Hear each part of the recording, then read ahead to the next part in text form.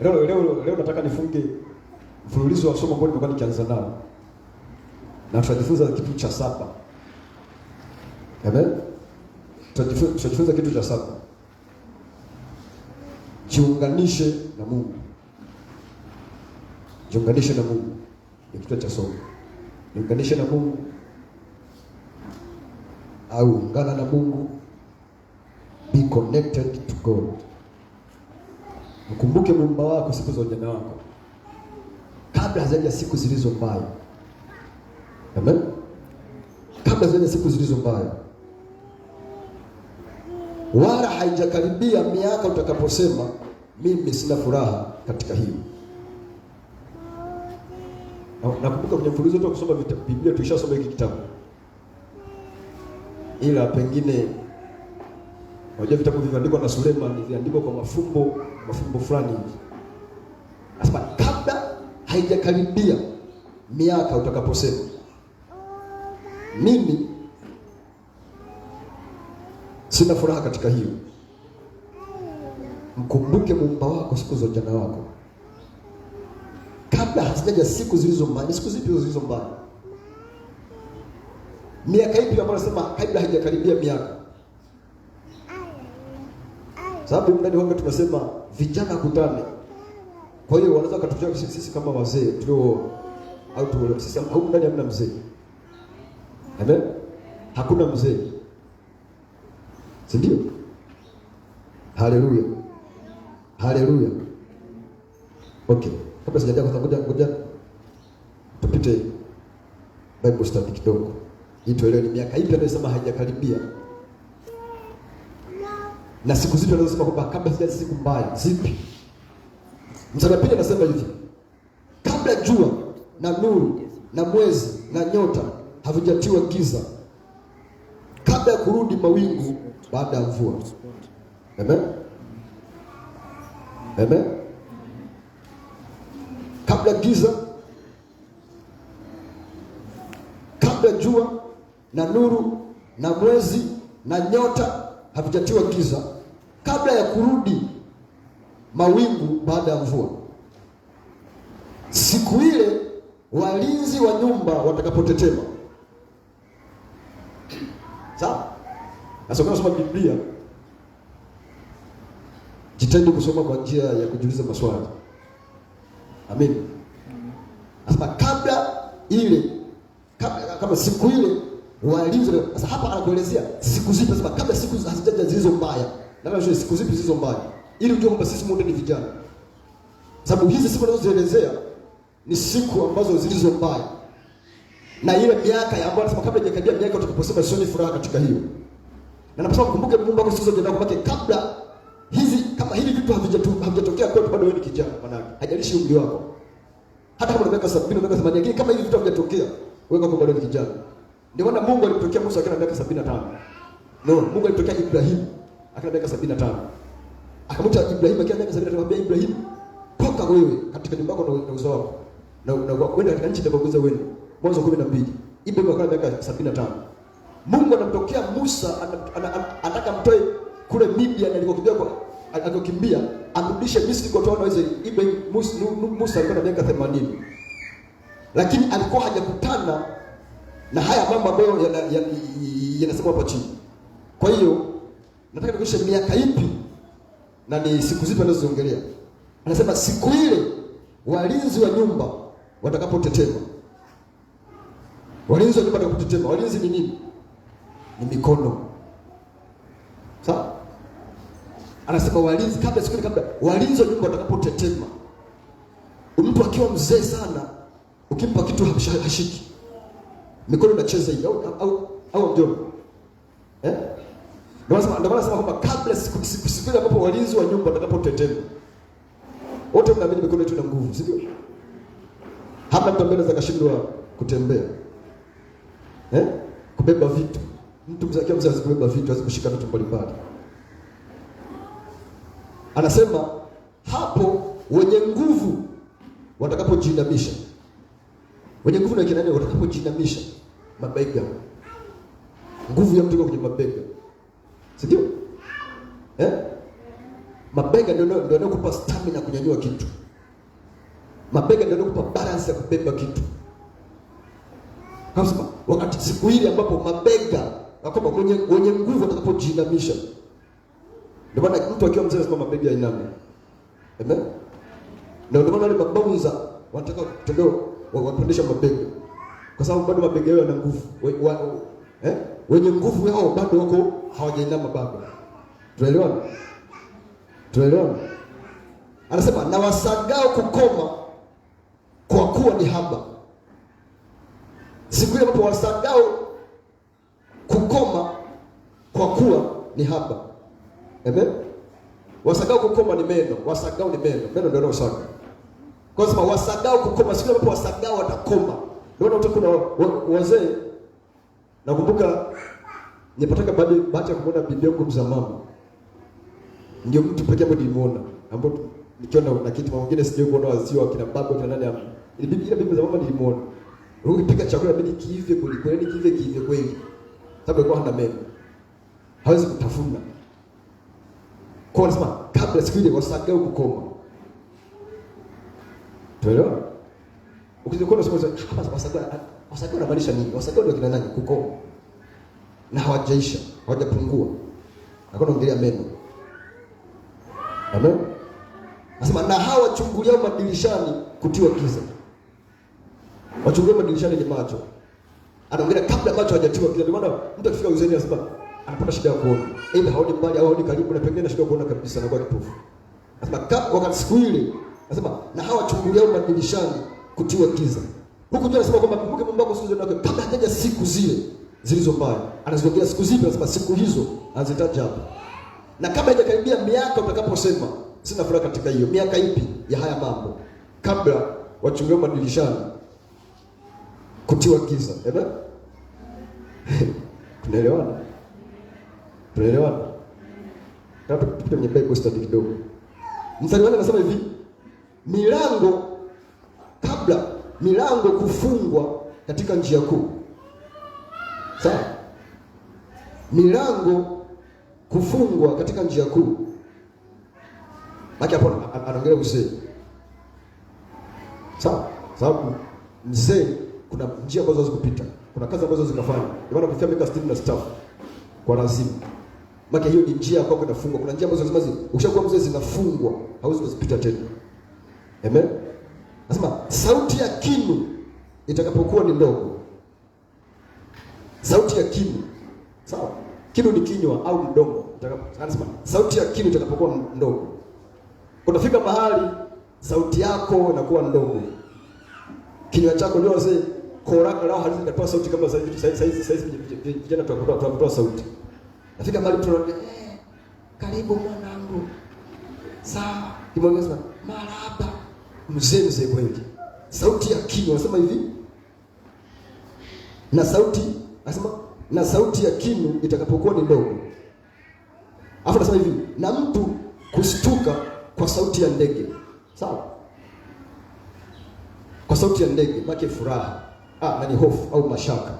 Mtu hushtuka kwa sauti ya ndege. Yaani kitu kidogo kana kushtua. Wazee wengi wanakuwa na hofu ya kifo. Yana hofu ya kila kitu. Anakuwa hawajiamini kivile. Tunaelewana?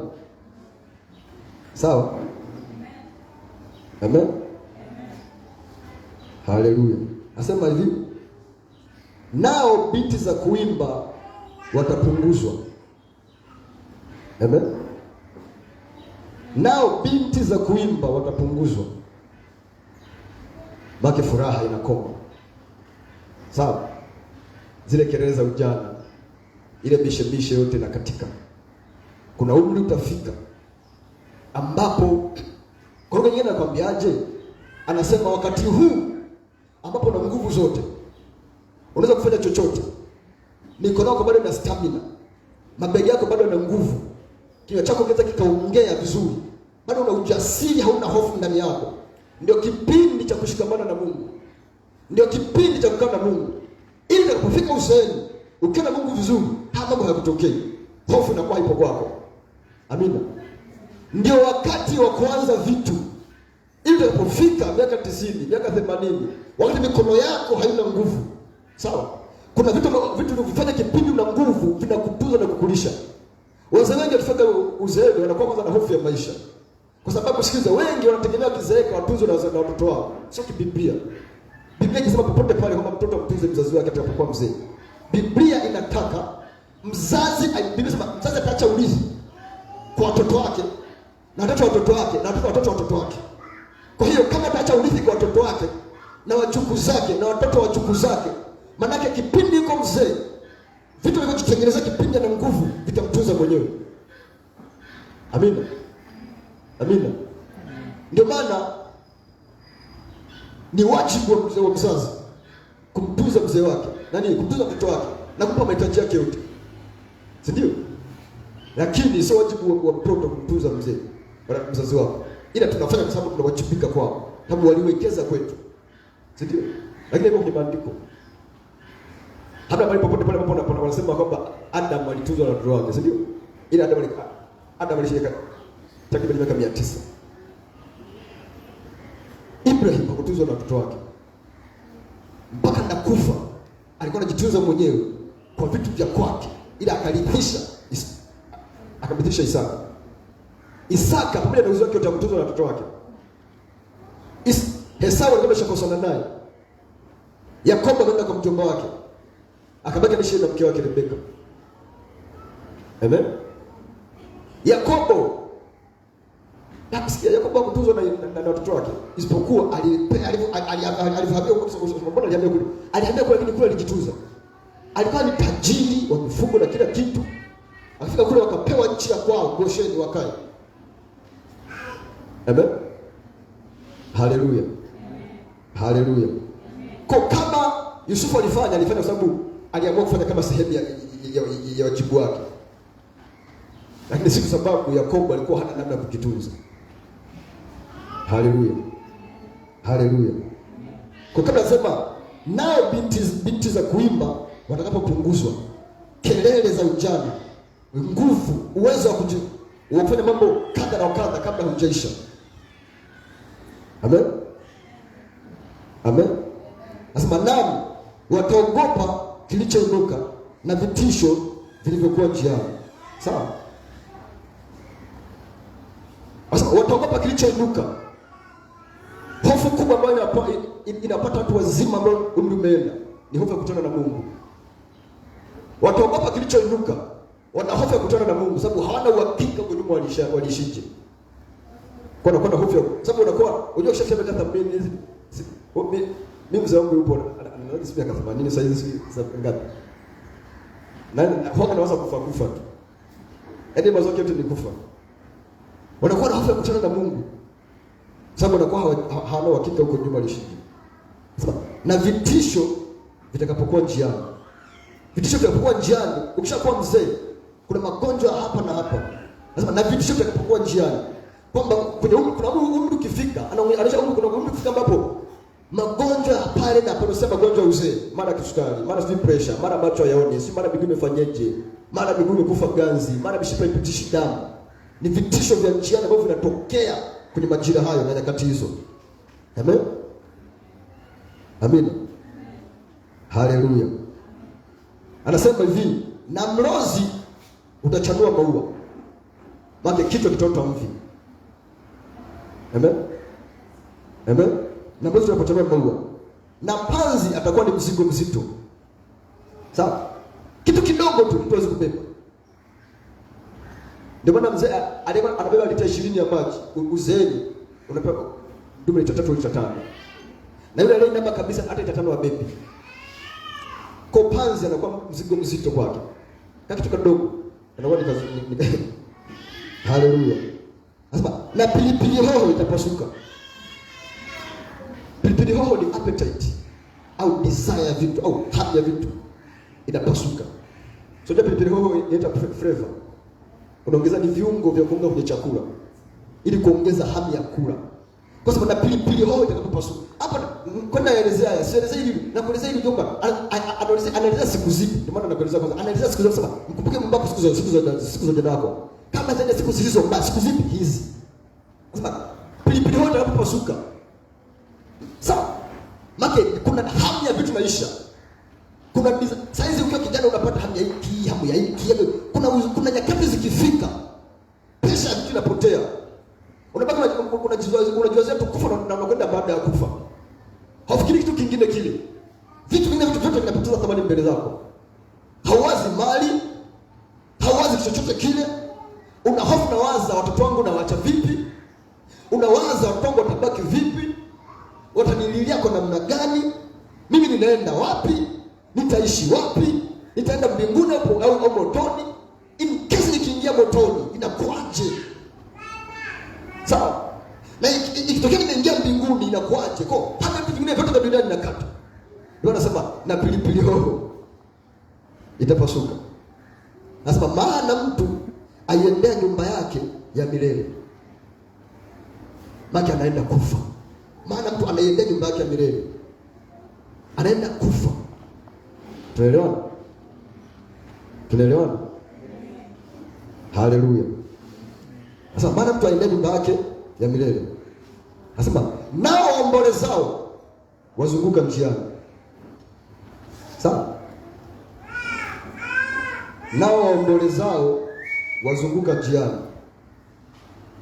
Waombolezao ni taarifa za msiba wako baada ya kufa, kwamba kabla zile siku ambazo watu sasa hivi ikitokea mtu amefariki huko, unapigiwa simu, taarifa zinasambaa, fulani amefariki, fulani amefariki, fulani amefariki, fulani amefariki. Na waombolezao watazunguka njiani.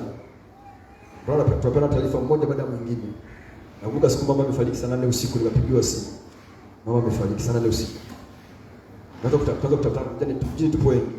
Kuna kaka wa kwanza yuko mjini na familia yake, kaka wa pili na familia yake. Hilda alikuwepo. Kwa mdogo wetu wa mwisho sasa yuko Mwanza, alikuwa yuko huko. Kwa tuanza kupiga na simu, tunaona Hilda kilicho yuko Mbali Beach. Ilikuwa Jumamosi, nadhani. Yuko Mbali Beach kwa akafika tuko Mbali Beach usiku. Arudi kwake Kairuki kule pokona kaa. Afunge mizigo yake kwa sababu asubuhi tunasafiri. Waombolezao watazunguka njiani. Mitafaruku kurukia kwanza kujipanga na kujipanga. Sawa? Kila mtu anatafuta Magufuli stand iliko. Atatokea kila kona ndugu. Amen. Nasema kabla kamba haijakatika. Kabla haijakatika kamba ya fedha ni kifo hicho. Kabla haijakatika kamba ya fedha ni kifo. Au kuvunjwa bakuli la dhahabu ni kifo. Kipindi cha ujana Mungu anakuambia wewe ni kama kamba ya fedha. Au wewe ni kama bakuli la dhahabu. Kitu maki kabla ya bakuli la dhahabu halijapasuka. Sawa? Kwa hiyo nyingine wewe ni wa thamani kupita maelezo. Maki kwa wengine kwambia ujana wako ni wa thamani kupita maelezo. Kipindi hiki kabla haya yote hajakutokea, una thamani kupita maelezo. Unaweza kujidharau, watu wanaweza kudharau, lakini wewe ni wa thamani Mungu akitazama katika ulimwengu ambao umeungwa kwa thamani kupita maelezo. Anakufananisha na bakuli la dhahabu. Anakufananisha na kamba ya fedha. Nasema lakini kuna wakati utafika, wewe kama kamba ya fedha utakatika. Wewe kama bakuli la dhahabu utapasuka. Nasema kabla mtungi kuvunjika kisimani. Sawa? Kwa hiyo nyingine anakuambia mtungi kuvunjika kisimani ni kufa. Kwa hiyo nyingine anakuambia dunia hii ni kisima. Mungu amedeposit kila kitu. Una uwezo wa kuchota chochote ambacho unahitaji kuchota. Na Mungu amekuweka wewe kama mtungi. Si kwa ajili yako, kwa ajili ya watu wengine. Sababu mtungi haupo kwa ajili ya wenyewe. Mtungi upo kwa ajili ya wale wanaotumia mtungi. Vijiji tumekuwa tuna viji. Zimekuja kipindi kile baada ya umeme kusambaa. Tunaweka maji mtungini ili apoe tuweze kunywa vizuri. Sasa kabla mtungi hujapasuka kisimani, kuna wakati ambapo unafika haunaweza kubeba chochote. Ndani yako haunaweza kuhifadhi. Unakuwa huna faida kwa watu ambao wanakuzuia. Lakini kipindi hiki Mungu anakuona wewe kama mtungi ambao watu wanatakiwa waje wachote ndani yako vitu ambavyo vinawafaa kwenye maisha yao. Haleluya. Nasema mtungi kuvunjika kisimani. Nasema au gurudumu kuvunjika birikani ni kifo. Amen. Amen. Nasema nayo mavumbi kuirudia nchi kama yalivyokuwa ni kifo. Mavumbi na mavumbi utarudi. Tunaelewana? Sio? Nasema nayo roho kumrudia Mungu aliyeitoa. Hiyo ni kifo. Magano kwa Mungu. Amen. Amen. Sasa niendelee kufundisha sasa. At least kwamba nitaka uone anaposema mkumbuke Muumba wako. Hapo anaposema kwamba mkumbuke Muumba wako siku za ujana wako. Siku zipi? Kama haya yote ambayo tumeyasema haya hajamtokea bado. Biblia hoho yako haijapasuka. Wenye nguvu wako hawajainama. Sawa? Walinzi wa nyumba hawajatetema. Wewe bado ni uko hizi siku za kukumbuka Mungu wako. Haleluya. Amen. Amen. Sasa angalia. Kipindi cha haya yote ni kipindi cha mtu kujiunganisha na Mungu. Ni kipindi cha mtu kushikamana na Mungu. Ni kipindi cha mtu kumtafuta Mungu kupata maelezo. Ni kipindi cha mtu kumjua Mungu wa kwake kibinafsi. Kipindi hiki. Sababu kuna majira kwa mwingine anakuambia yatafika ambao huna uwezo wa kufanya. Sawa? Mwisho Mungu anasema wewe ni bakuli la dhahabu, ni kamba ya fedha, ni kama mtungi. Ategemea adeposit vitu ndani yako. Lakini kama hujakaa kwenye position ya kubeba, hawezi kuachia kwako. Sasa angalia, kila mtu ambaye amefanikiwa duniani kwenye eneo lote lile, lazima kwanza amejiunganisha na Mungu wake. Jana tulikuwa na Daudi. Alikuwa anaongelea kwenye hiyo issue ya biashara ambayo ametolea ushuhuda. Kuna mtu ambaye ni mdhamini wa mtu ambaye atakuwa anasimamia.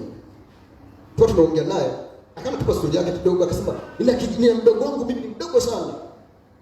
Ila amefanikiwa, ana fursa 4. Anza kuongea mambo mengi. Anasema kafanikiwa kuliko hata mimi. Ana tajiri, ana maduka hardware.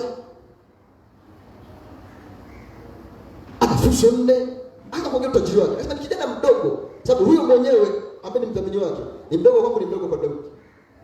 Sasa yeye akasema huyo mdogo wake mwingine ambaye tajiri ni mdogo wake kama 4. Unaelewa? Yaani huyu tulikuwa tunaongelea anatuambia hizo story, ni mdogo kwangu, ni mdogo kwa Daudi. Ila sasa yeye anamwambia mdogo wake 4 kwamba ni tajiri kweli kweli. Asema lakini utajiri wake sio wa halali. Sio halali. Tukamwambia kivipi?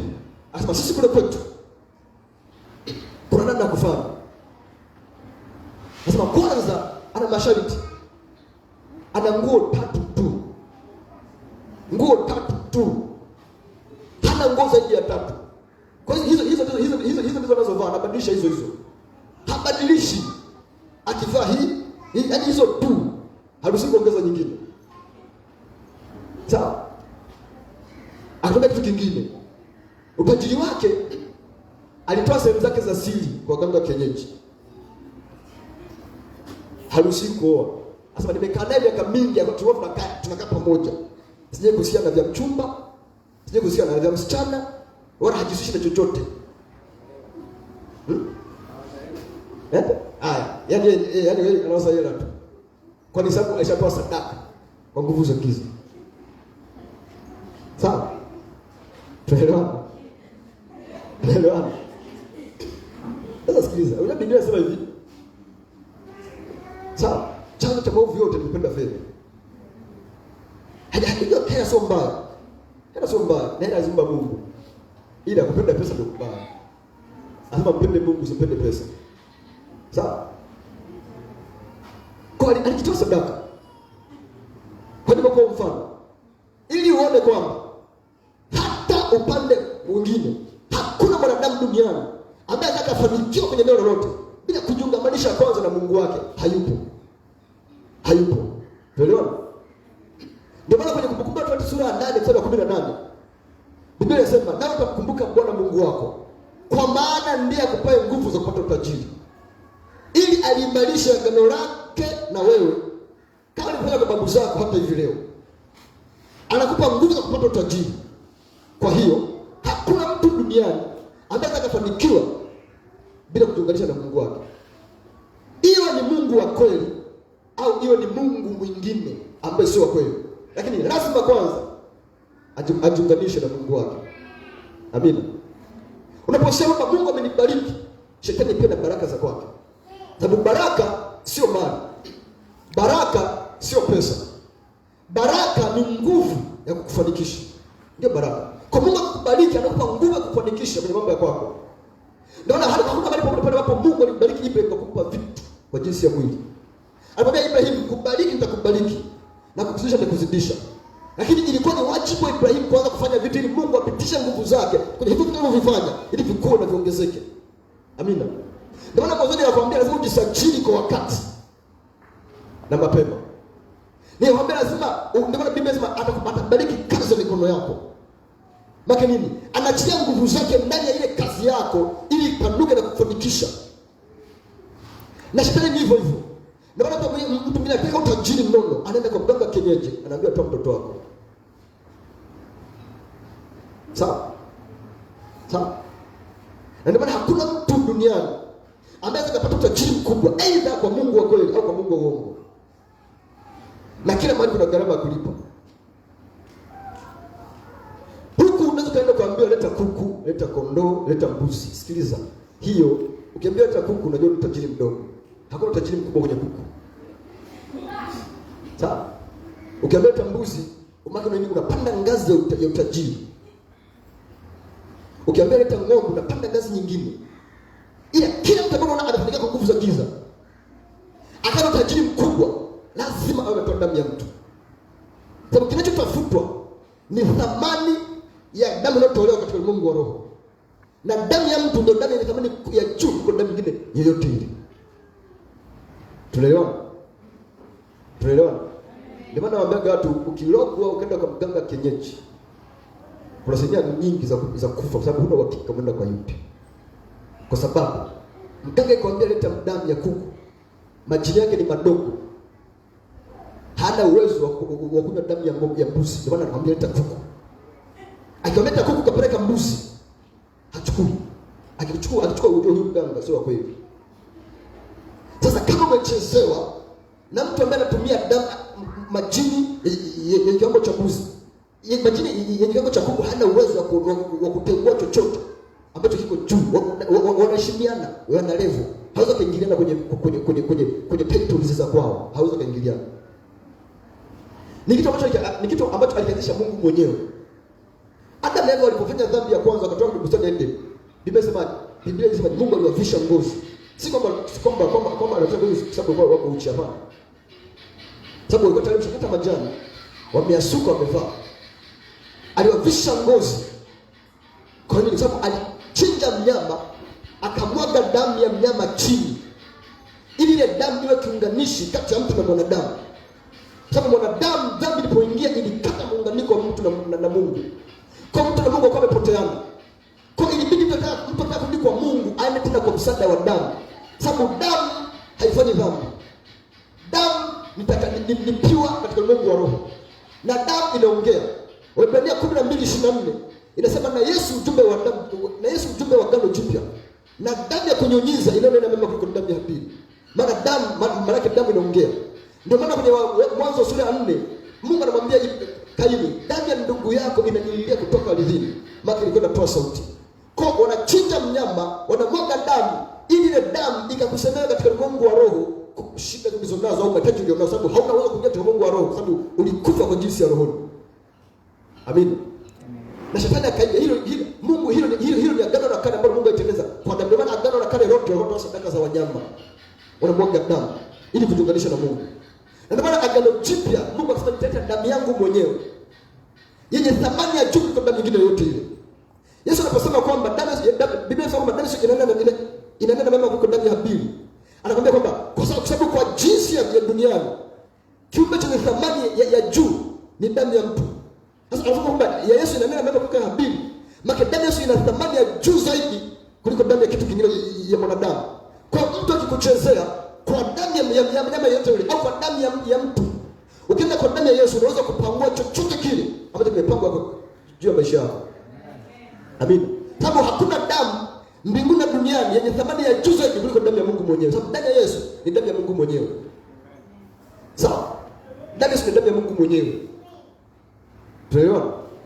Wasa kusema sasa ni damu ya Mungu mwenyewe, mbona inaishaje Mariamu? Damu ya mtoto akiwa tumboni, damu yake haviungani mali na damu ya mama.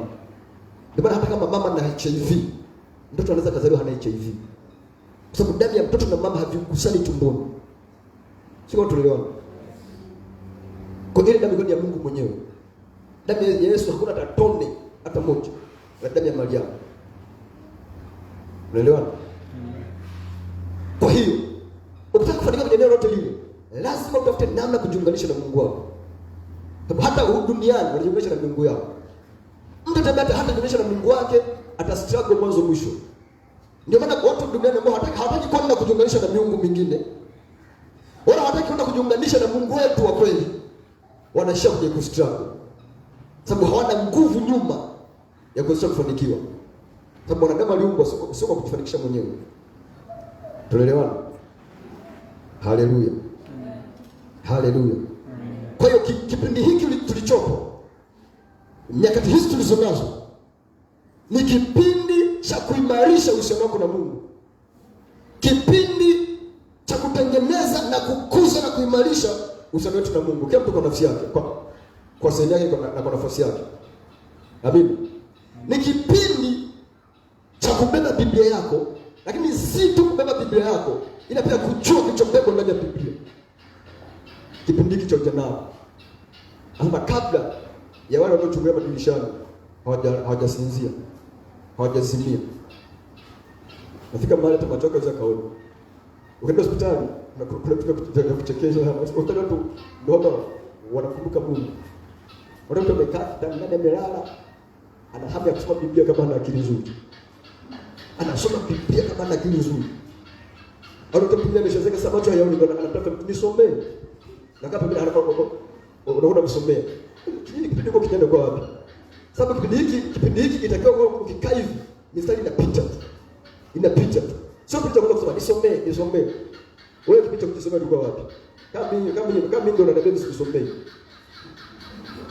Na ndio sikusomea, wewe kipindi cha kusomea ulikuwa wapi? Kipindi cha kusoma. Sasa hizi ndio unataka kusomea. Maliza siku zako tu. Uende vizuri. Amen. Kwa kipindi hiki ni kipindi cha wewe kubeba neno la Mungu. Kubeba Biblia, lakini pia kujua kilichobebwa ndani ya Biblia. Haleluya. Haleluya. Haleluya. Haleluya. Haleluya. Sikiliza. Mtu asidanganye yote yule kwamba unaweza kupiga hapo kwenye neno lolote lile bila Mungu. Amna. Kipindi cha nilikwambia, watu wengi wamesoma ile hawana akili, sio? Nasema kusoma haimaanishi kwamba ndio kila kitu. Ila nasema kusoma ni muhimu na ni lazima, usiache kusoma. Kuna muhimu wa kwake na kuna lazima wa kwake. Lakini usije ukajidanganya kusema kwamba mimi kwa sababu tu ya elimu yangu. Wapo wengi wenye elimu za kutisha lakini hawana chochote. Elimu itakufungulia milango ndio. Itakupa fursa ndio. Lakini usiweke kwamba kila kitu ndio hapo.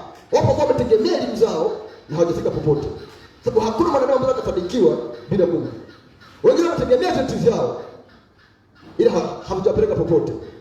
Wengine wanategemea connections walizo nazo ila hawajafika popote. Wengine wanategemea watu wanaowafahamu ila bado hawajafika popote. Lakini unatakiwa kutegemea Mungu peke yake. Sababu Yeremia anatuambia, amelaaniwa mtu yule mtegemea mwanadamu.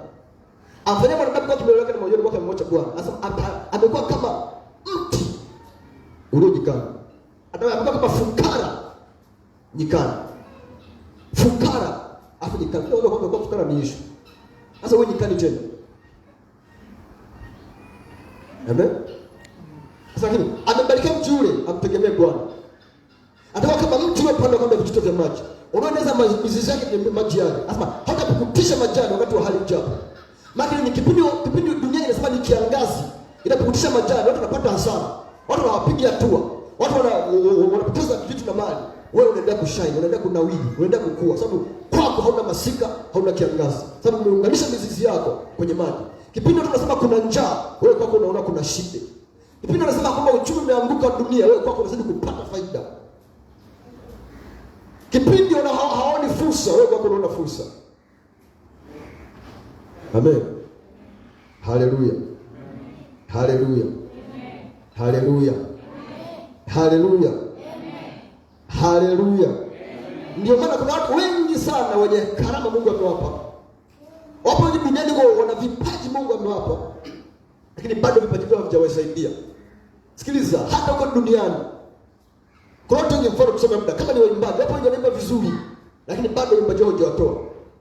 Kwa sababu kama ni muimbaji ila hajajiunganisha na Mungu wake, bado zikutoka. Hata hawa wanaimba nyimbo za duniani ili asikike, lazima kwanza atajiunganisha na miungu mingine. Elewana? Wapo wengi ambao wanaimba vizuri sana kwenye nyimbo za duniani, ila hawasikiki, hawajulikani. Wanaimba nyimbo za ugorogoro, wanasikika, wanajulikana. Sababu nini? Nguvu ya miungu ambayo wamejiunganisha nayo inawapa platform ya kujulikana. Amen. Amen. Amen. Amen.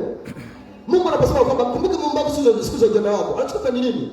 Anataka kwamba fikra zako na akili zako na mawazo yako yamwaze Mungu kwanza kabla ya kuanza kitu kingine chochote.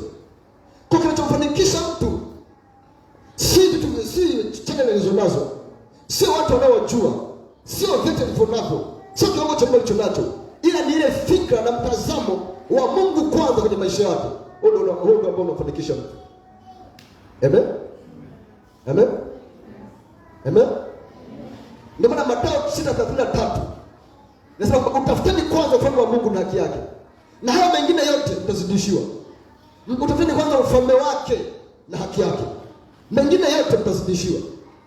Maana nini? Nasema utafuteni kwanza, sio pili, sio tatu. Cha kwanza ndani ya fikra ya mtu hiyo ni Mungu. Ndio nasema hapa jiunganishe na Mungu wako kwanza. Amen. Amen. Amen. Haleluya. Haleluya. Amen. Okay, tusome Samueli wa pili sura ya 7. Samueli wa pili sura ya 7.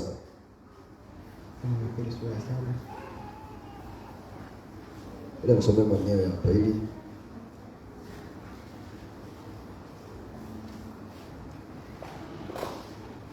Samueli wa pili sura ya 7. Okay. Ngoja taiongea, utasoma yote. Taiongea. Utasoma yote. Hata usoma hapa ni ndefu, ndio utasoma. Nitakupa picha ya kile kilichopo. Sawa? Amen. Haleluya. Soma pale Samueli wa pili sura ya 7. Kuna mtu anaitwa Daudi, kuna nabii anaitwa Nathan, afu kuna Mungu. Wapo watatu, utaona pale. Daudi nimesemaje? Baada ya Mungu kumstarehesha, ameketi katikati, kama amekaa mahali ambapo amezungukwa na maadui, ila Mungu amempa kustarehe katikati ya maadui. Lazima ikawa mfalme alipokuwa akikaa katika nyumba yake, hapo Bwana alipomstarehesha asiudhiwe na adui zake waliomzunguka pande zote. Yaani kuna namna ambavyo Mungu alimpa Daudi upendeleo. Amezungukwa na maadui, ila Mungu amemstarehesha. Mungu kamfanya asiudhiwe, kwamba asikuwa adui kumuudhi Daudi. Kwa nini? Ukisoma hii utaona kwamba ni kwa sababu Daudi alikuwa na mentality na fikra na mtazamo wa Mungu kwanza. Hapa chini Daudi akasema, akamwita nabii Nathan. Akamwambia, nabii, mimi nimekaa kwenye nyumba yangu na Mungu amenipa kustarehe. Anasema, lakini hekalu la Bwana na sanduku la Mungu linakaa kwenye hema. Nataka nimjengee Mungu nyumba kwanza. Nathan akamwambia, hakuna shida, kila kitu ni chema, fanya kama uonavyo machoni pako. Kuna Nathan akaondoka, Daudi akaanza mpango wa kutaka kujenga nyumba ya Mungu. Mungu akamtokea nabii Nathan, akamwambia, nenda kwa Daudi mwambie. Kwanza Mungu alikuwa surprised. Ama hiki ndicho Daudi anachoniwazia, kwamba atajenga nyumba yangu. Mungu akamwambia Nathan, mwambie Daudi hata nijengea nyumba, wala sijenge, kwa sababu sijamwambia nijengee. Acha niendelee kukaa humu kwenye hema, kwa sababu tangu zamani nakaa kwenye hema. Lakini akaanza kuongea pale, nitambariki Daudi, nitamkuza, nitamzidisha, hata udhiwa na adui zake. Katika siku zote za ufalme wake kiti chake kitakimarisha. Akaongea mpaka habari za watoto wake. Pale ndipo ambapo waliweka mpaka agano na Daudi, na akamwambia, uzao wako na kiti chako hakitaondoka Yerusalemu. Nasema hata wana wako watakuwa ni watu wangu. Wanapotaka kwenda nje ya njia zangu, nitawarudisha kama ni kwa fimbo. Na watoto wako watarithi kiti chako cha enzi. Akaongea mpaka habari za miaka mingi mbele. Ukienda huko mbele mstari wa 19 kwenda chini, Daudi anasema Mungu, mimi ni nani na nyumba yangu ni nini hata umenileta hapa nikutumikie? Ukiongea habari za mambo yote, ukiongea habari za watoto wangu, kwa sababu tu nimewaza hili jambo dogo na mimi kukujengea nyumba. Daudi hakujua kwamba Mungu alichoangalia si wazo la kwake la kujengea nyumba, ila aliangalia fikra aliyokuwa nayo kwanza, yeye kumtanguliza Mungu mbele kabla vitu vingine vyovyote.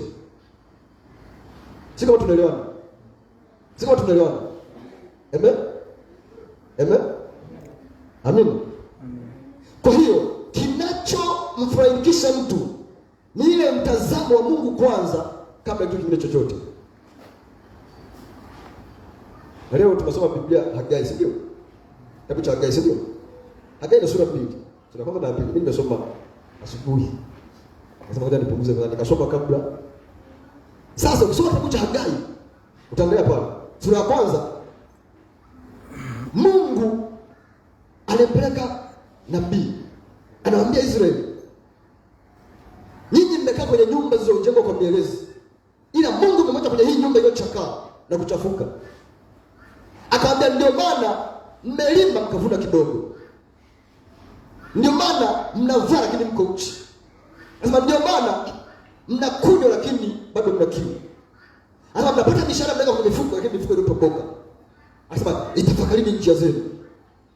Akaambia nendeni pandeni mlimani mkakate miti ya mielezi mjenge nyumba ya Bwana. Wakamuelewa Mungu, wakamuelewa nabii na wakakubali na wakafanya toba kwanza. Halafu wakapanda juu. Ukienda pale mbele Biblia inasema baba, mimi nitakuwa pamoja na nyinyi. Ukienda sura pili nakwambia utukufu wa nyumba hii. Anasema ni nani aliyeona utukufu wa nyumba hii ilipokuwa mwanzo?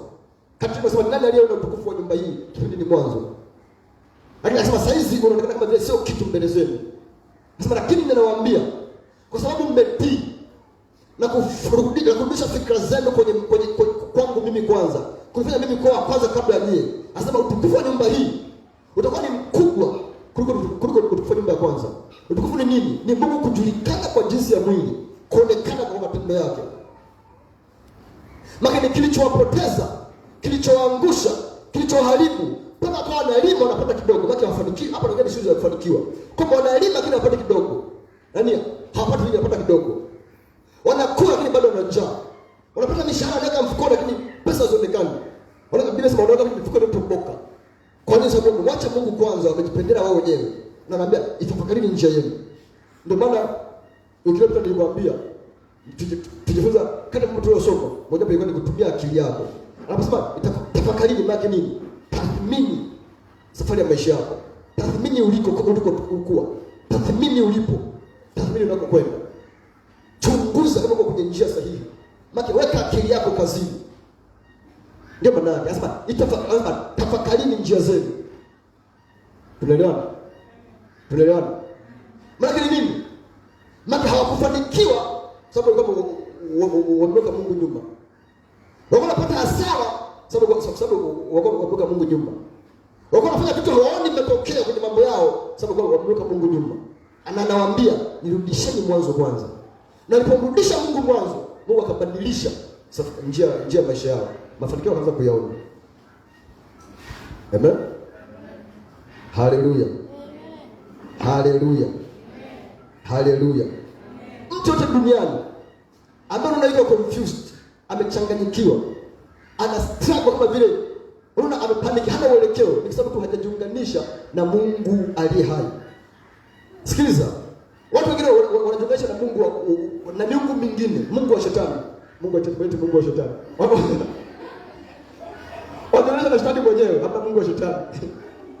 Yaani Mungu wa shetani ni mashoba, wanajiunganisha na miungu mingine. Sawa? Wanajiunganisha na waganga wa kienyeji. Maagenti wa kipepo. Sikiliza, hili ni kwa muda tu. Biblia inasema hivi. Kwenye bustani pao kuna miti miwili. Mti wa maarifa, mti wa uzima ni wa kwanza. Wa pili ni mti wa maarifa ya ujuzi wa mema na mabaya. Sawa? Wengi wanaenda kwa shetani kwa sababu mambo ya shetani yote yanaanza kwanza kwa mema. Sasa mti wa ujuzi wa maarifa ya mema na mabaya. Mtu wa ujuzi wa maarifa wake, kuna kitu utasikia afu utafahamu. Sawa? Na vikija vinakuja kwanza vikao vina picha ya mema, ile mwisho nyuma yake vina mabaya. Hakuna mtu anaenda kwa mganga kienyeji kama angeona nyuma kuna ubaya. Ile anaenda kwa mganga sababu anaona kuna mema kwanza ametangulia. Akienda anakuwa hajui kama ataambiwa toa mtoto wako. Hata kama ataambiwa toa mke wako. Ataisha kidogo. Yeye haitafika ameambiwa toa mtoto. Na kwa sababu itahitajika connection kwenda kujiunganisha tena na tena na tena na tena. Lazima utarudi. Unataka toa mtoto, kisha unataka toa mke, kisha unataka toa mama yako. Siku wakitolewa wakiisha, watataka kujitoa mwenyewe. Amen. Ile kujiunganisha kwa Mungu. Ukijiunganisha kwa Mungu unakuwa umepata. Sababu ukijiunganisha kwa Mungu, Mungu wetu ni wa milele. Na Yesu alimwaga damu yake mara moja tu. Hatuhitaji kumwaga damu mara mbili. Ikimwagika mahali kwa ajili ya mambo ya kwako, na Mungu akachia nguvu zake kwako, unachotakiwa ni kuendelea kuwa connected tu na Mungu. Mengine yote anaenda kufanya mwenyewe. Haleluya. Haleluya. Haleluya. Haleluya. Sikiliza. Hakuna mtu ambaye anajiunganisha na Mungu afu duniani akawa sio wa thamani. Kama amejiunganisha na Mungu afu hajawa thamani, labda kama hajajua thamani ile katika Kristo baada ya kujiunganisha naye. Tunaelewana? Hawezi kumpa Mungu nafasi ya kwanza afu yeye asitake kujifunua kwanza kwenye kila kitu kwenye maisha yako. Tukimpa Mungu nafasi ya kwanza kwenye maisha yetu, Mungu atakuwa na kiu na hamu na atatamani kujidhihirisha kwenye kila kitu kwenye maisha yetu. Tukimpa Mungu nafasi ya kwanza, naye anataka awe wa kwanza kwetu. Amina. Haleluya. Haleluya. Umeshatoona tunapostiana kwenye Facebook, kwenye Instagram, kwenye status sometimes tunawekana, si ndio? Mbona nasema kwenye kitabu ambacho nimeandika. Sasa sikumbuki ni kimoja, nimeandika viwili kwa wakati mmoja. Vyote vinahusu mambo ya ndoa na vingine vya mahusiano. Ila kuna mahali nimesema hivyo. Ukiona nadhani ukiona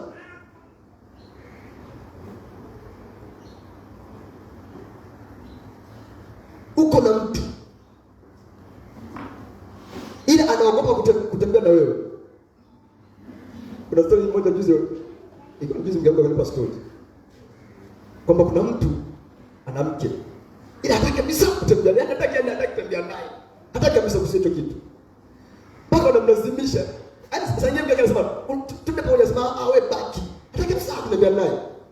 Hata ikitokea mara moja wakatembea naye, hadi unaona anatembea mbele kule, anawacha yake nyuma, hataki sawa, hataki ajulikane kama vile hivi, yani hataki aonekane kivyake. Hapo unajua iko shida. Sawa? Iko shida. Sababu kama mnapendana kweli na umependa kweli, hata kama wengine wote kama polygon. Wewe utaona kwamba ndio kila kitu kote. Yaani unakuwa karibu naye yani. Sasa yeye yani hataki kabisa hata kusikia. Na Mungu ndivyo hivyo. Ukimpenda Mungu kampa nafasi ya kwanza, anataka kuonekana kwenye kitu cha kwako, ajitambulishe kwamba yeye yuko na wewe. Anataka ajifunue. Anataka ajijulishe, anataka kila mtu anakujua, ajue kwamba yuko na wewe. Kwa hivyo hakuna mke ambaye hataki kujulikana kwamba ana mume. Na hakuna mume ambaye hataki kujulikana kwamba ana mke. Sawa? Na kama mahali kila mtu anataka ajulikane kwamba yuko na mtu. Ndio wengine barabarani, unakuta wapendea wameshikana. Ili tu nini? Ijulikane kwamba naye ana mtu. Sababu moyo wake haoni kingine isipokuwa yeye. Anamtanguliza yeye mbele kwanza kabla ya kitu kingine chochote kile. Kwa kumweka Mungu mbele, makini umemfungulia mlango wewe Mungu kujijulisha kwa watu kwamba yeye ni nani kwako. Kwa Mungu atakuwa anatafuta kila namna ya kujidhihirisha kwenye maisha yako. Kila namna. Hata mahali ambapo utataka akakine asijulikane, yeye atajifunua, atajulikana. Amen. Amen. Okay, kuna mambo 10 hapa nataka nikwambie. Kuna sema 10 hapa nilikuwa nazitafakari, nataka nikwambie. Moja. Ubora wa muunganiko wako na Mungu ndio unaoamua ubora wa vitu unavyopata kutoka kwa Mungu. The quality of your connection to God will determine the quality of your collection from God. The quality of your connection to God will determine the quality of your collection from God. Ubora. Unapokuza thamani yako ya muunganiko wako na Mungu, unafungua mlango kupokea kwa uthamani mkubwa zaidi kutoka kwa Mungu. Thamani ya muunganiko wako unaoipa wewe, ndio unatoa thamani ya kuunganika kwako na Mungu. Wewe ndio unatoa ubora unatoka ndani yako, sio kutoka kwa Mungu. Una muunganiko wa mtu na Mungu. Mungu ni yule yule, tena ndio habadiliki. Ila ubora mambo unatoka kwetu sisi. Kwa tunapotengeneza ule ubora na uthamani, sikiza nikwambie, hautamthamini Mungu pale unapopewa nafasi ya kwanza. Jana nilikuwa ninaongea na mtu mmoja. Tunasali naye hapa. Sikiza, inabidi mfike mahali kuwe. Nipika mahali nikakutana naye kwa usiku. Tukaongea tukaambia kesho tutaenda kanisani. Sasa kesho naenda sasa kuna kipaimara. Nikamwambia hicho kipaimara wewe ndio unakuwa kipaimara au nani anakuwa kipaimara? Sema kipaimara sio cha nani yake. Nikamwambia wewe ni mtoto. Jifunze kukua. Nikamwambia unaweka kipaimara mbele kwanza kabla Mungu kwanza. Baada ya kuabudu Mungu kwanza unataka kwenda kwenye sherehe ya kipaimara. Soma Biblia yako mwanzo mpaka mwisho, kuna mahali penye kipaimara. Nani alipewa kipaimara? Nani? Yesu. Yesu alikuwa ni mfano wa kwetu. Musa alipewa kipaimara, Ibrahim alipewa kipaimara, Adamu alipewa kipaimara, Elia, Yeremia, Zakaria, Isaya, Maraki, Nahum, kila mtu, Yohana Mbatizaji, Yesu hapa kipaimara. Hakuna kipaimara wala kumbiniwa hapa mtakuja kufanya kipaimara wala kumbiniwa, havipo. Kama unashiriki nacho komunio inamaanisha sio kushiriki, na inamaanisha ile sherehe wanafanya sisi ndio unapewa komunio. Sasa kwamba ni sherehe ya kukuminika. Soma Biblia yako. Yesu walikuwa wanaenda nyumba kwa nyumba wakiumega mkate. Wanakula wao na watoto wao na nyumba nzima. Kwa hiyo unaenda kwenye sherehe ya kidini, sio ya kiroho, ya kidini. Sababu hicho kitu cha kidini sio cha kiroho, hakipo kwenye Biblia, kipaimara. Unaacha kwa kuabudu. Sasa angalia, na shida fulani za kwake. Yaani kama kitu kisema wanda. Hata Mungu ampea anapotakiwa kutoka. Nikamwambia kesho, nikamwambia kesho na hajaja, nikamwambia kesho nikuende kanisani. Na hajaja. Haya. Kuna siku hiyo, kuna Waislamu fulani hivyo kwa wanafanya sherehe ndio wanasema. Sherehe yenyewe ilikuwa haieleweki. Tuza, nikesho sitaki kuja kanisani, nenda kwenye sherehe, siku na rafiki yangu. Yaani mahali hapo. Na mjana tujuzi. Na dada namfahamu mimi. Hiyo mkoshana nani namfahamu. Wafanye gani? Ni sendo, so sendofu. Nini? Yaani sio ndio mimi sherehe gani sio ndio.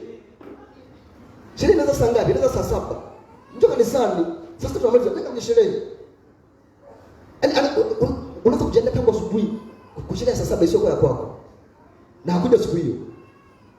Hakuja siku. Tena nikamwambia huu ni upofu na hauta. Utakuwa lini? Sikiliza. Si kila sherehe unataka uhudhurie. Hasa hizo sherehe ambazo watu ambao hawaeleweki. Sherehe ilikuwa haieleweki. Unaenda kuhudhuria, unaacha kuabudu Mungu. Nikakumbuka siku Daudi ananunua gari.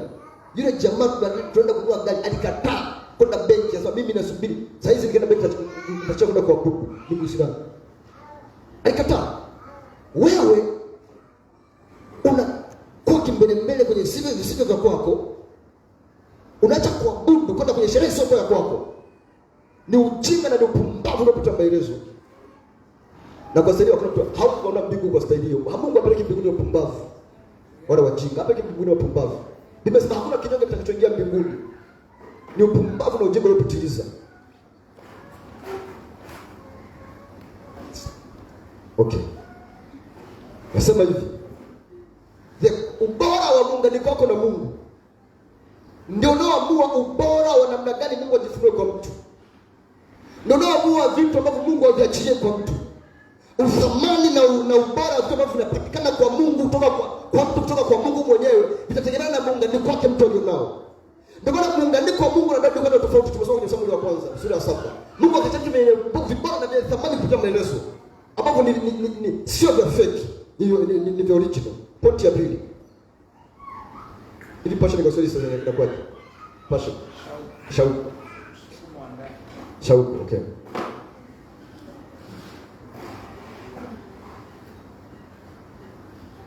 shauku ulionayo kwa Mungu wako ndio inayoamua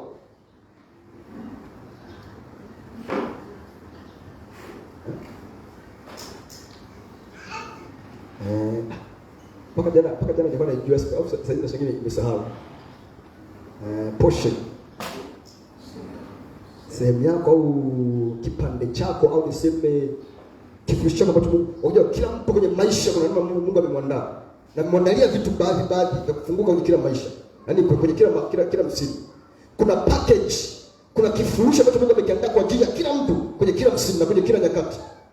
Lakini shauku yako unayo kwa Mungu wako ndio inayoamua portion yako na position yako. Ndio inayoamua sehemu yako na nafasi ambayo uko nayo mbele za Mungu. Sawa? Tuelewana? Your passion for God is what determines both your portion and your position in life. Vile kitu portion ile package ya Mungu anayo kwa ajili yako,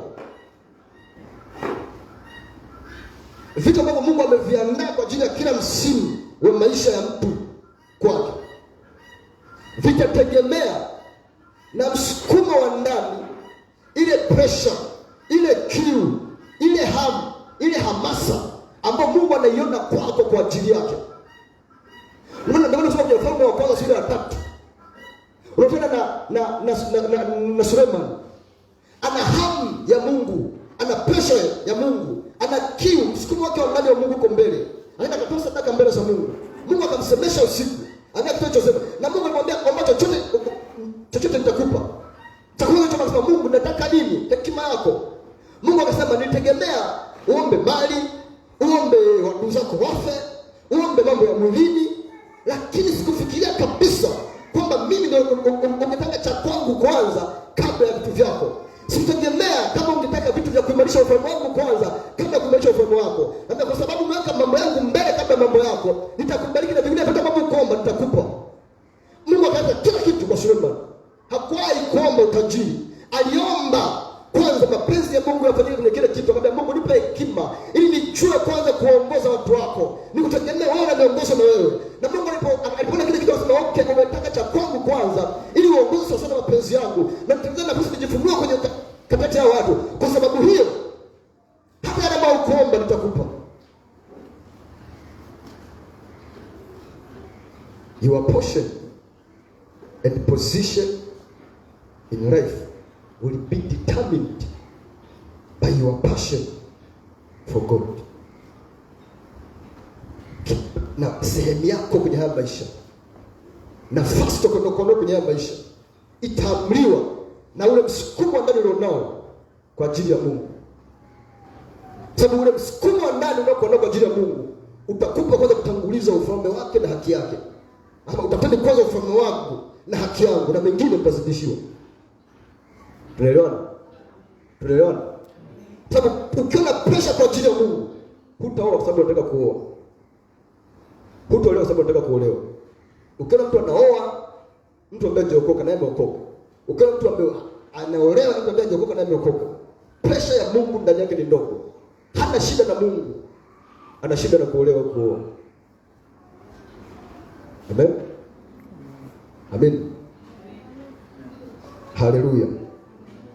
Haleluya. Haleluya. Sasa angalia namna unapotengeneza ibada yako kwa kumwabudu Mungu. Sawa? Na namna unapojitoa kama sadaka mbele za Mungu ndio inayoamua muda wako wa kuishi kwenye dunia. Amen. Amina.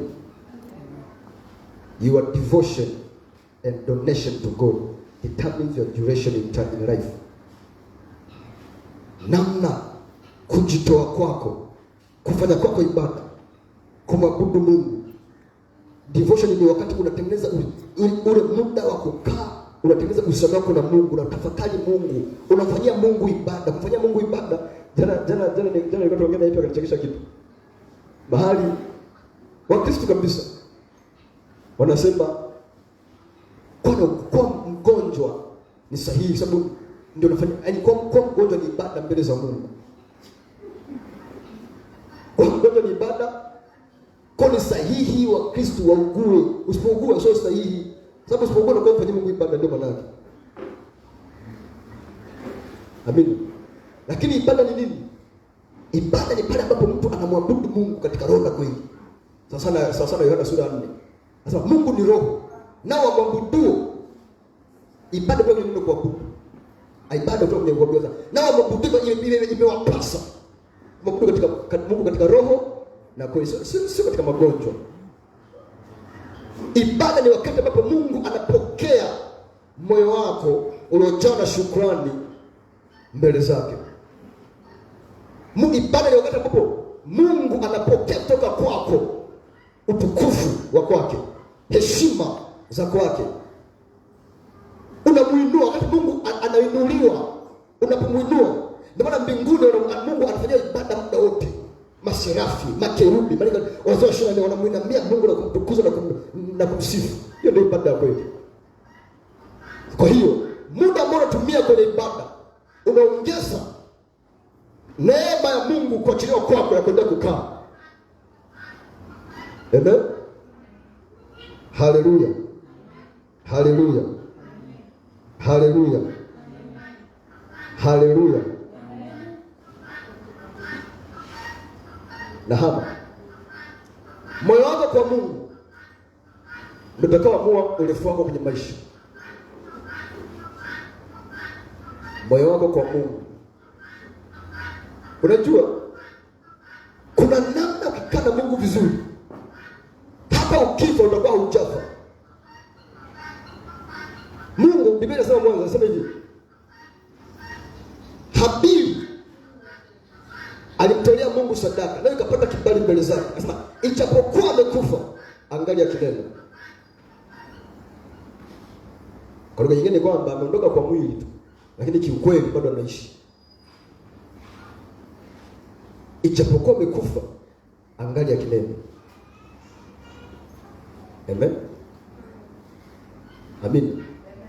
Hivi unajua kwamba mpaka leo Israeli huwa wanasherehekea birthday ya Daudi. Mpaka leo.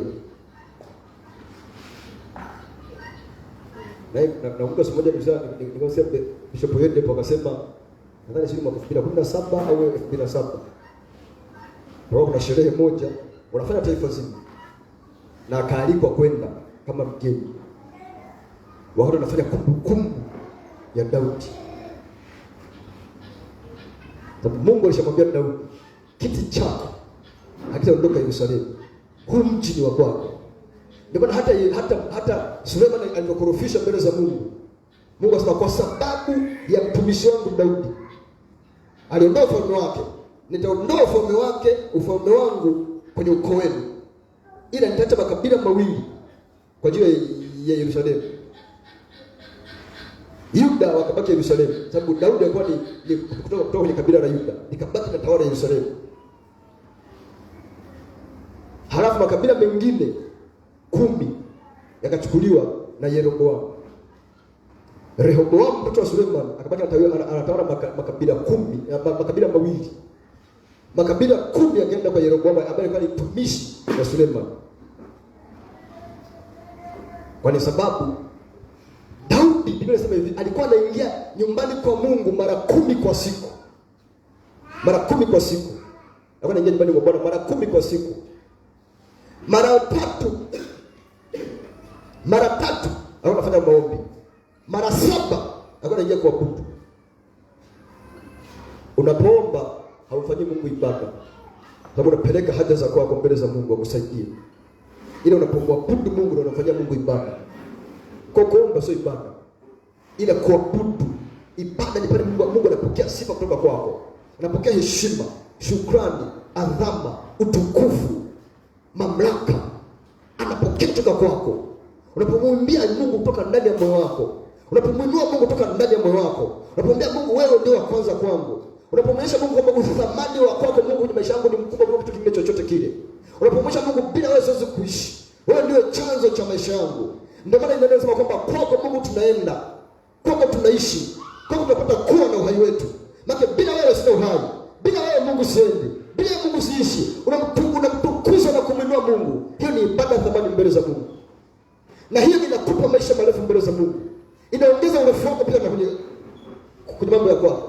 Ndio maana Biblia inasema Daudi acha kulitumikia kusudi la Bwana katika kizazi chake.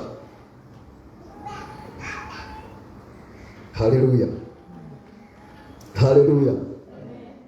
Your heart for God will determine your hate in your life. Moyo wako kwa Mungu utaamua kiwango gani unaenda kwenye maisha. Sawa? Sawa? Sawa? Moyo wako kwa Mungu utaamua kiwango gani unaenda katika maisha. Na kusema katika maisha lakini katika mambo yanayokuhusu. Moyo wako kwa Mungu utaamua umbali gani unaenda kwenye elimu yako. Moyo wako kwa Mungu utaamua umbali gani unaenda kwenye biashara yako. Moyo wako kwa Mungu utaamua umbali gani unaenda kwenye kazi yako. Moyo wako kwa Mungu utaamua umbali gani unaenda kwenye wito wako. Ndio maana kila mtu ambaye amefika mbali, moyo wake kwanza umetangulia juu ya Mungu ambaye anamwabudu. Ndio maana hata katika ufalme wa giza wanafanikiwa sana, mioyo yao kwanza ilitoka. Ikafika mahali miungu ile ambayo wanategemea ikashika kwanza mioyo yao. Na huku unapofanikiwa kwa Mungu wako, lazima kwanza Mungu uhakikishe ameushika moyo wako kweli kweli. Na ndio maana kabla Daudi hajafika mbali zaidi, Mungu alimwambiaje? Mwanzo 22. Akamwambia Daudi Ibrahim, sio Daudi, Ibrahim. Mungu akamwambia Ibrahim, mpe mwanao Isaka wa pekee umpendaye. Sasa Mungu aliona kuna namna wanagawana upendo ndani ya moyo wake yeye na Isaka. Na Mungu akataka kumuondoa Isaka ndani ya moyo wake kwanza ili apate ule upendo kamili. Akamwambia mpe mwanao Isaka, mwanao pekee umpendaye. Hakuwa mwanao pekee. Kipindi cha Ishmaeli naye alikuwepo tayari. Kwa hakuwa mwanao pekee. Alikuwa ana watoto wawili tayari. Ila ndani ya moyo wake Ishmaeli alikuwa hajashika nafasi. Ndani ya moyo wa Ibrahim Isaka ameshika nafasi. Na Mungu anataka nafasi 100% ndani ya moyo wako wa mtu. Akamwambia mtoe madhabahuni.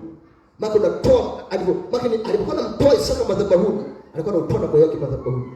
Kwa Isaka pale madhabahuni alitolewa na moyo wake mwenyewe. Amefika pale anataka kumchinja kwa mwenyewe kwamba ndani ya moyo wake Isaka Ibrahim alikuwa ameshamuua Isaka tayari. Kiasi ambacho alivyotoka pale hakuwa ndani ya moyo wa Ibrahim tena. Hakuwepo. Sababu Ibrahim alikuwa amemuua tayari. Alikuwa anakamilisha kwa jinsi ya mwili. Safari ile ilikuwa ya siku 3. Kwa tayari zile siku 3 anatembea na Isaka, atali ashakufa ndani ya moyo wake. Ashakata shauri kwamba sinaye tena. Ninaenda naye hivi mimi sitarudi naye tena. Kwa achajiona anarudi bila yeye. Kwa hiyo hakikumsumbua Mungu. Na Mungu angalia alipomaliza kile kitu, Mungu akamwambia, "Sasa kama nikukubaliki, nitakubaliki. Na kukuzidisha nitakuzidisha." Tunaelewana? Alikuwa anaongelea baraka zipi? Sababu mwanzo wa 12 Mungu alimwambia ukitoka atakubariki. Ukija 13 Mungu akambariki. Sura ya 15 Mungu anafunga agano na Ibrahim, Mungu akambariki. Akaongea habari za miaka 400 za kizazi chake utumwani mbele. Ni baraka zipi anazoziongea tena kwenye Mwanzo 22 baada ya kumtoa Isaka sadaka? Ni kwa sababu kuna kiwango ambacho Mungu alikuwa Ibrahim hajaingia. Ili avuke ingie alihitaji kuwa na Mungu amechukua moyo wake kwa 100%. Ndio maana nasema moyo wako kwa Mungu, kiasi cha moyo wako kwa Bwana, nafasi ya moyo wako kwa Mungu ndio inayoamua umbali wa mambo yako kwenye maisha unaoenda. Tunaelewana? Haleluya. Haleluya. Sasa angalia. Kwa hiyo ni kwamba Mungu hata kuchukulia serious kama wewe unamchukulia Mungu serious. Sawa? Na shetani naye hata kuchukulia serious kama hujamchukulia Mungu serious. Amen. Amen. Mungu hamchukulii mtu serious kama yeye mtu hajamchukulia Mungu serious. Kwa hiyo unapomchukulia Mungu serious, Mungu naye anakuchukulia serious. Na shetani hamchukulii mtu serious kama hajamchukulia Mungu serious. Tunaelewa? Shetani hamchukulii mtu serious kama mtu hajamchukulia Mungu serious. Amen. Amen. Amen. Haleluya. Haleluya. Kwa hiyo kumchukulia Mungu poa ni kujiangamiza kwenye maisha yako ya hapa na baadaye. Kumchukulia Mungu poa, kumchukulia Mungu kawaida, unamchukulia Mungu kama binamu yako, unamchukulia Mungu kama mjomba wako. Unaweza ukaamua kujiamulia chochote kwenye maisha yako na sio Mungu kukuamulia. Una uhakika unatengeneza anguko la kwako hapa duniani, lakini pia na mbinguni. Amen. Haleluya. Amen. Haleluya. Haleluya. Haleluya. Sawa. Kwa hiyo ni wale tu, sikia, hakuna mtu ambaye atamchukulia Mungu kwa kipaumbele, atapa Mungu kipaumbele afu akafa akafia gizani. Haiwezekani. Sawa? Kwa sababu to take God for granted is to be grounded both in life and in eternity. Amen. Amen. Amen. Wale ambao wanampa Mungu kipaumbele hawezi kufia gizani. Inawezekana leo hamna mtu ambaye anakujua. Inawezekana leo hamna mtu ambaye anakutafuta.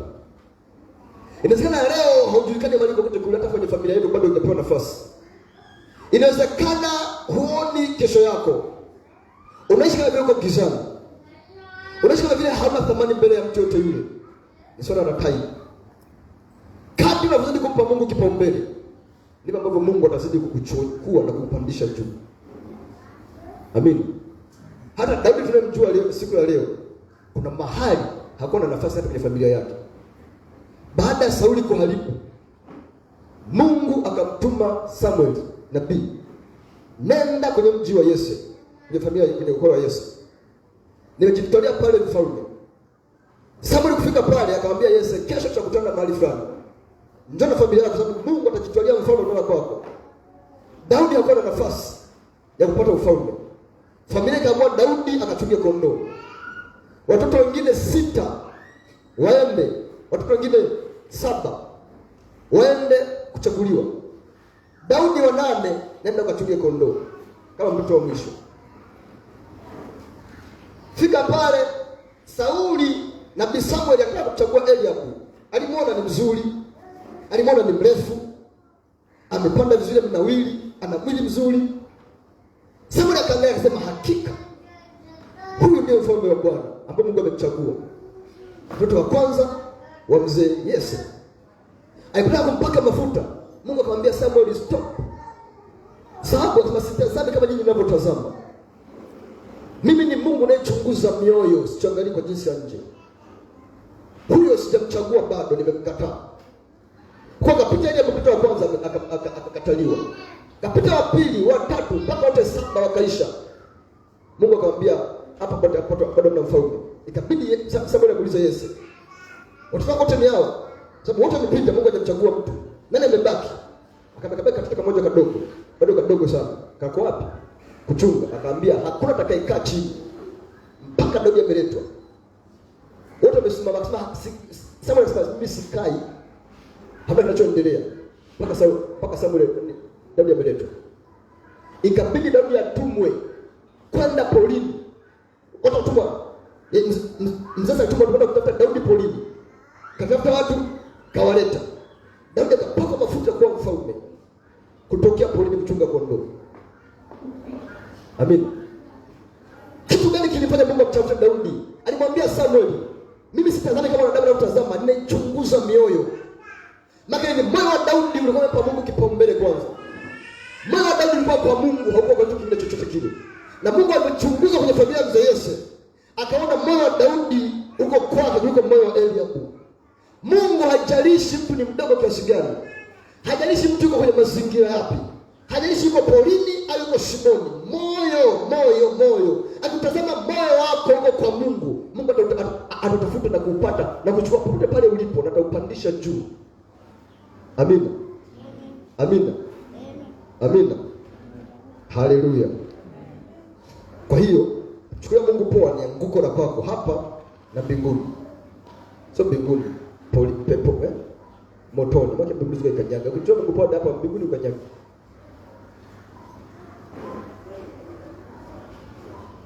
Hata kama utasema unyakuo unakuja lini? Hata kama unyakuo kuna kufa. Utaenda mbinguni aidha kwa unyakuo au kwa kufa. Na utaenda motoni aidha kwa kufa au kwa kukunjwa na dunia kwenye kama karatasi. Maki hamnyakuliwi. Wanaenda motoni wote wanyakuliwi. Wanaenda mbinguni. Wanaenda motoni hawanyakuliwi, wanakunjwa na kama karatasi. Ushaona karatasi kwenye sukari? Sisimizi wanakuja pale labda kwa mzani mfuko wenye ulikuwa umebeba sukari. Macha pale sukari imeisha. Sisimizi wanaingia kwa maramba ule utano. Ukifika pale unaangaa sisimizi wamejaa, unalikunja. Wanaenda kutupa jararani au unatupa motoni. Unajua unaungulia Mungu. Biblia inasema siku za mwisho dunia hii itakunjwa kama karatasi na kutupwa motoni. Maana itakunjwa na watu wakiwemo. Watu wapi wanamchukia Mungu poa?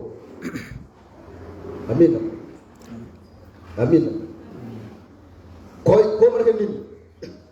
Maana heshima unayompa Mungu kwenye maisha yako ni ufunguo wa kukufanya wewe kuwa reference.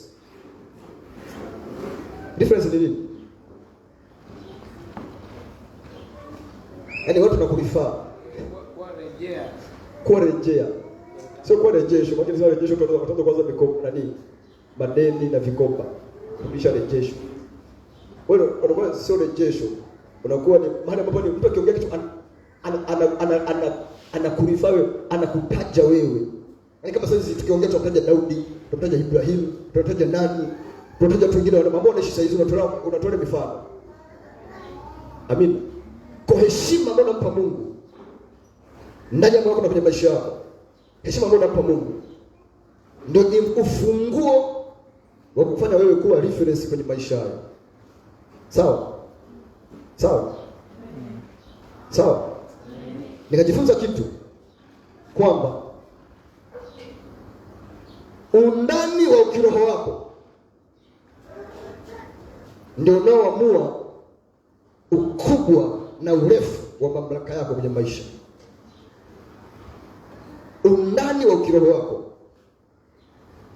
the depth of your spirituality, ule undani, kina cha kiroho wa mtu kinaamua urefu au ukubwa, uimara wa mamlaka anayokuwa nayo kwenye maisha. Amen.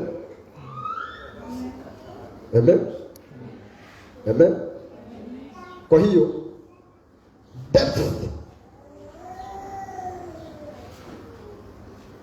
ya spirituality yako ndio itaamua height ya authority kwenye maisha.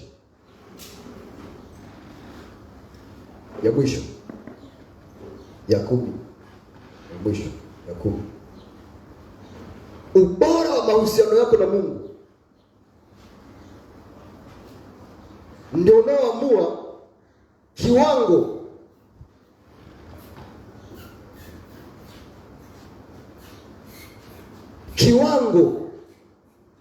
cha attention na ufuatwaji,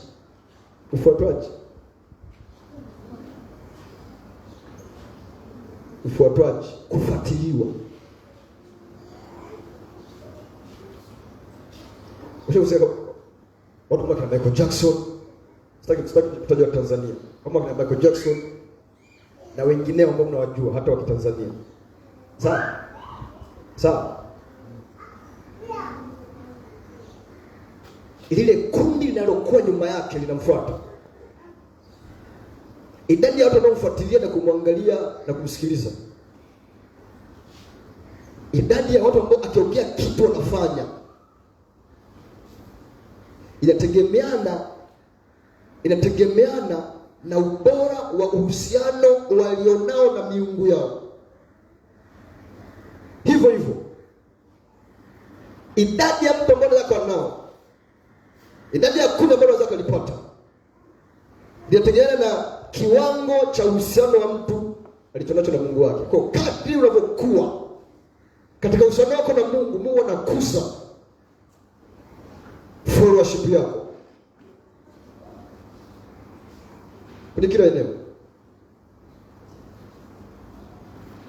Amen.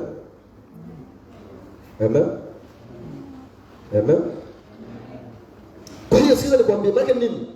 Ukitembea na Mungu anaikuza ile nyota. Kila mtu ana nyota ya kwake. Unasema wanaenda kwa Mungu kwamba ameiba nyota, amechukua nyota yangu. Ni kwa sababu kila mtu duniani Mungu ameumba na nyota fulani. Hakuna mtu ambaye Mungu ameumba kwa nyota mbaya. Hatudanganyane, hakuna kaona sijui nyota yake nzuri, kila nyota nzuri, hakuna mtu mwenye nyota mbaya. Umezaliwa kwa kubakwa, kwa kwamba wazazi wako walibakwa au hajabakwa. Hakuna pepo linalotengeneza mtu. Na hakuna mtu ambaye anatengeneza mtu. Kila mtu anayezaliwa kutoka kwa Mungu. Roho inatoka kwa Mungu. Haijalishi mtu amebakwa, amefanya uzinzi nje ya ndoa, lakini mtoto yule ni kiumbe kutoka kwa Mungu. Sawa? Kwa kinatoka kwa Mungu na nyota ya kwake. Na Mungu hana nyota mbaya. Ana nyota nzuri tu. Shetani ndo mwenye nyota mbaya. Kwa hiyo ubora na namna ambavyo unatembea na Mungu ni unatengeneza mazingira ya Mungu kuichanua ile nyota yako na kuikuza. Kwa atakufanya kuwa nyota. Kwa kila star, kila mtu mmoja huyu ni star. Kuna nguvu nyingine, kuna miungu mingine ambayo imefanya kuwa star kama ilivyo kwa Mungu wa kweli. Na kila aliye star upande wa Mungu amefanya kuwa star na Mungu kutokana na ubora ambao utengeneza wewe kutembea utembeaji wake na Mungu. Kama unatembea na Mungu, Mungu anaweza kukufanya kuwa star, kwa nyota kwenye eneo lote lile ambalo umekuitia. Amina. Mfano, tunaimbaji wengi wa nyimbo za injili, ndio wanatoa nyimbo kila siku huko, lakini kuna wengine wanatoa nyimbo hata hawajulikani. Kuna mwingine anatoa nyimbo hata kwenye wilaya yake tu hajulikani. Sawa? Mfano, kwa watu ambao tunabeba kule kwetu mimi nafahamu. Wana hela, huwa wanaimba. Na wana rekodi. Ile wanashangaa. Nasikia tu wimbo wake siku nikienda kanisani kule nikasali. Sababu ataimba kanisani. Ataimba yani atakabisha kuimba karibu uimbe. Ataimba. Ila hata mule nyumbani mule. Haujulikani hata hawajui kama anaimba. Ila amerekodi na kurekodi akaja wakuja wakarekodi. Ila chunguza maisha yao. Mimi nawafahamu. Ushanaona Mungu hakuna. Wanaishi kidunia kupita maelezo. Wanafanya vitu vya kidunia. Mpaka wanaroga na biashara zao ili ziende.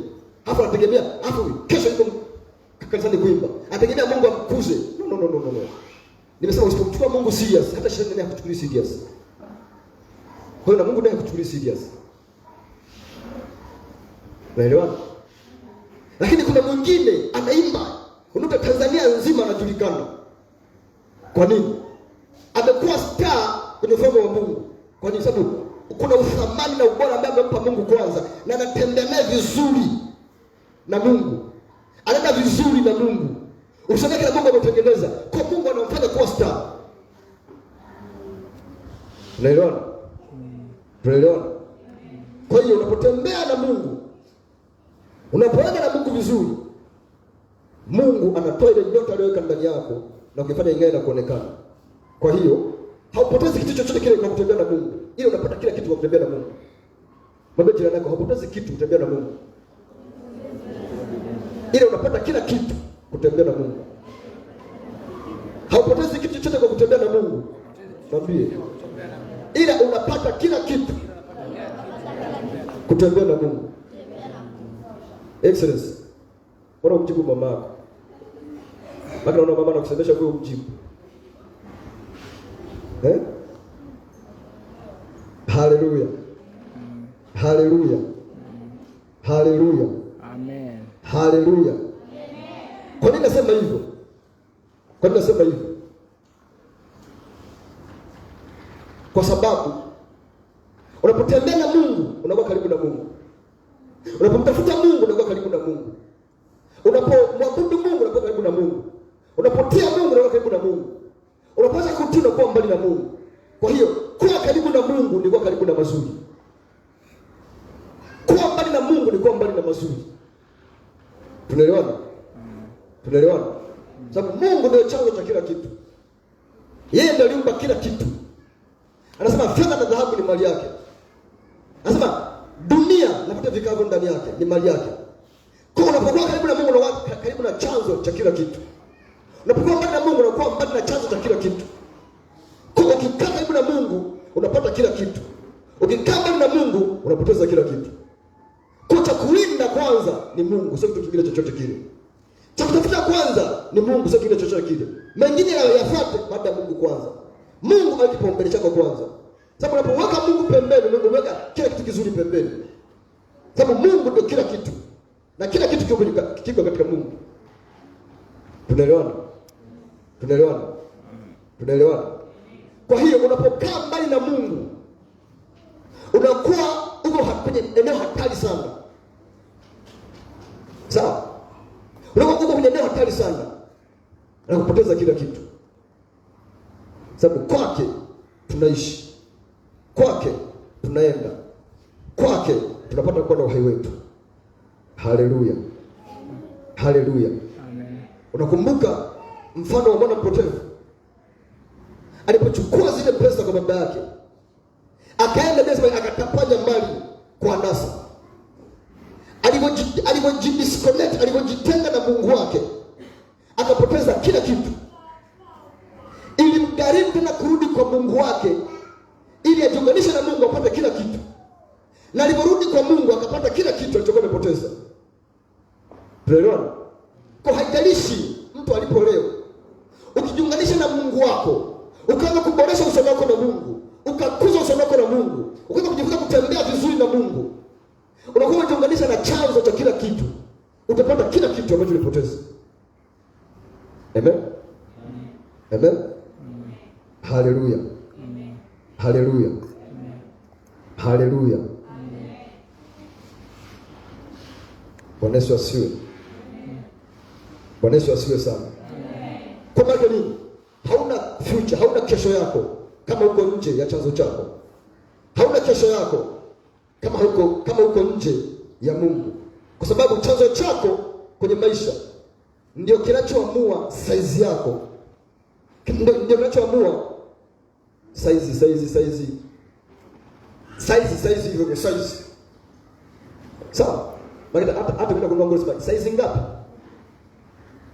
Size sio ukubwa. Sasa size inaweza kuwa udogo. Kwa size hiyo hiyo. Ndio kinachoamua size yako, sawa? Na kukaa kwako mahali. Kunategemeana na kukaa kwako kwenye chanzo. Amen. Amina. Haleluya. Haleluya. Kwa hiyo kutunganisha na Mungu ndio na kila kitu kwenye maisha. Bado nishi hapa. Mengine tutapata kwenye maandishi.